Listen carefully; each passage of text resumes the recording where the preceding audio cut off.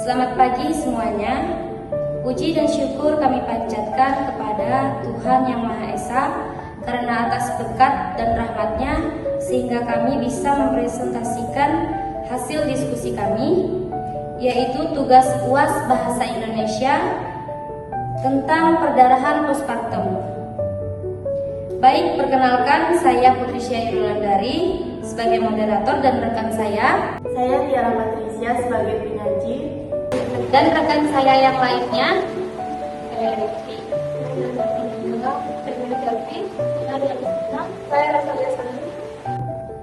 Baik, kami akan langsung masuk ke materi bab 1, yaitu membahas latar belakang, rumusan masalah, tujuan dan kajian teori yang akan disampaikan oleh rekan saya, Tiara Patricia.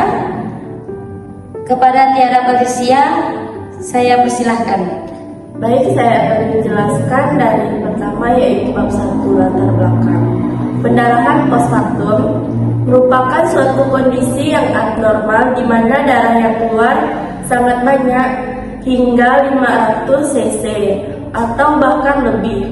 Perkiraan terbaru menunjukkan bahwa 29,3% dari kematian ibu dan 26,7% dari hasil ibu yang parah secara global disebabkan oleh pendarahan. Yang kedua adalah rumusan masalah.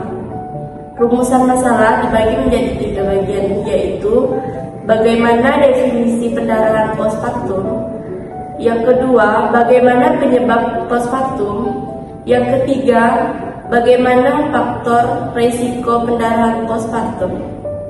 Yang ketiga adalah tujuan, yaitu mendeskripsikan definisi pendarahan postpartum. Yang kedua, mendeskripsikan penyebab postpartum. Yang ketiga, faktor risiko pendarahan postpartum. Baik, selanjutnya adalah kajian teori, yaitu definisi pendarahan postpartum.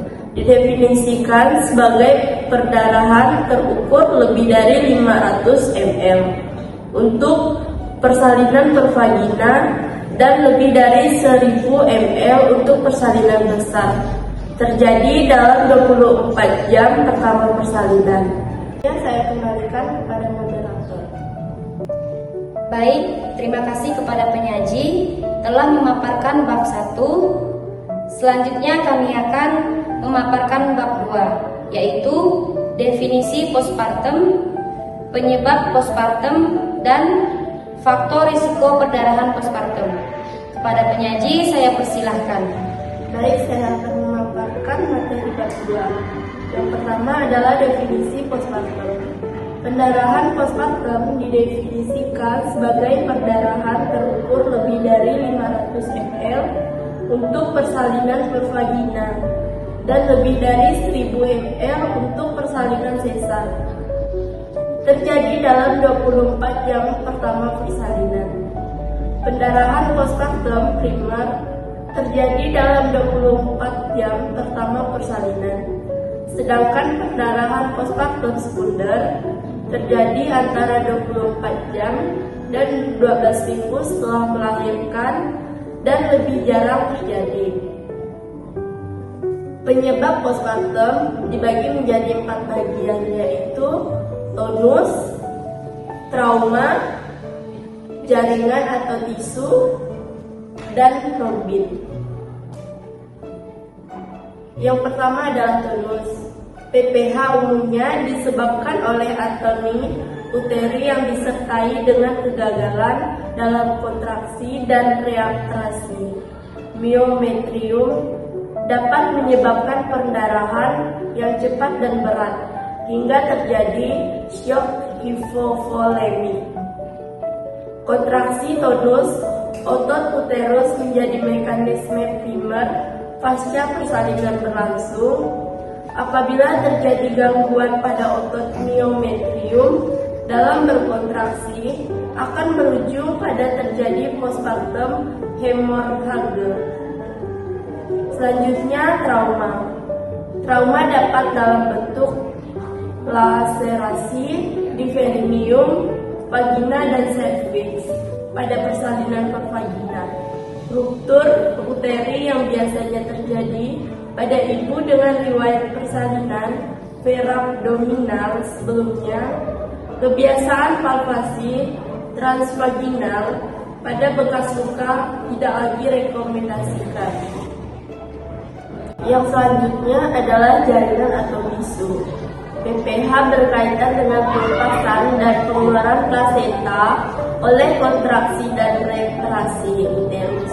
Retraksi, lanjutan, dan oklusi pembuluhan darah akan optimal pada pelepasan plasenta secara menyeluruh, sedangkan retensi dari pelepasan plasenta lebih sering terjadi pada plasenta dengan bentuk lobus subcutariate atau aksesoris.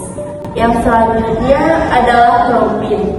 Trombositopenia dapat muncul akibat dari penyakit yang sebelumnya sudah diderita oleh ibu seperti idiopatik tromboptopenia purpura akibat dari sindrom HELLP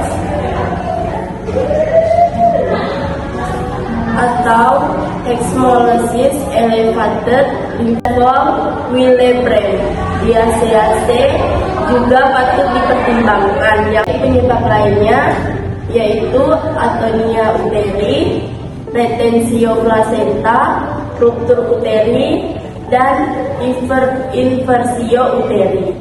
Baik, saya akan menjelaskan apa itu atonia uteri, yaitu kontraksi sel myometrium corpus uteri yang tidak adekuat sebagai respon terhadap pelepasan oksitosin endogen. Yang kedua adalah retensio placenta, yaitu kondisi tidak keluarnya plasenta dalam waktu 30 menit setelah melahirkan bayi.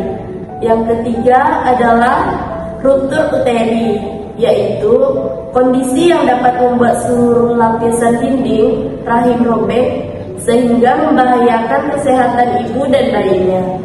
Yang keempat adalah inversio uteri, yaitu salah satu komplikasi persalinan yang paling serius. Selanjutnya adalah faktor risiko perdarahan postpartum. Placenta previa, kecurigaan placenta accreta atau previa dengan persalinan sesar sebelumnya. Ruptur uteri, persalinan sesar, anemia berat, trombositopenia atau koagulopati, perdarahan aktif saat masuk, hipertensi antenatal, dan persalinan prematur. Baik, saya kembalikan kepada moderator. Baik, kepada penyaji saya ucapkan terima kasih karena telah memaparkan materi bab 2. Selanjutnya saya akan memaparkan kesimpulan dari materi kami, yaitu perdarahan postpartum didefinisikan sebagai perdarahan terukur lebih dari 500 mili untuk persalinan pervaginam dan lebih dari 1000 mili untuk persalinan sesar. Terjadi dalam 24 jam pertama persalinan. Penyebab perdarahan postpartum yaitu tonus, trauma, jaringan atau tisu, dan trombin. Faktor risiko perdarahan postpartum PPH telah dievaluasi dalam literatur kebidanan dan setelah pengembangan awal, kemudian validasi daftar kriteria perdarahan berisiko tinggi telah diterbitkan yang mencakup 85% PPH mayor. Adapun saran dari materi kami yaitu diharapkan algoritma penata laksanaan yang disebut hemostasis telah diusulkan untuk membantu penata laksanaan perdarahan postpartum yang sistematis dan bertahap. Dan studi observasi retrospektif baru-baru ini menyarankan bahwa penggunaan algoritma ini telah membantu meningkatkan hasil dan mengurangi kemungkinan histerektomi peripartum. Demikian isi presentasi kami. Semoga apa yang kami sampaikan dapat bermanfaat bagi kita semua. Jika ada kekurangan mohon dimaafkan. Sekian dan terima kasih.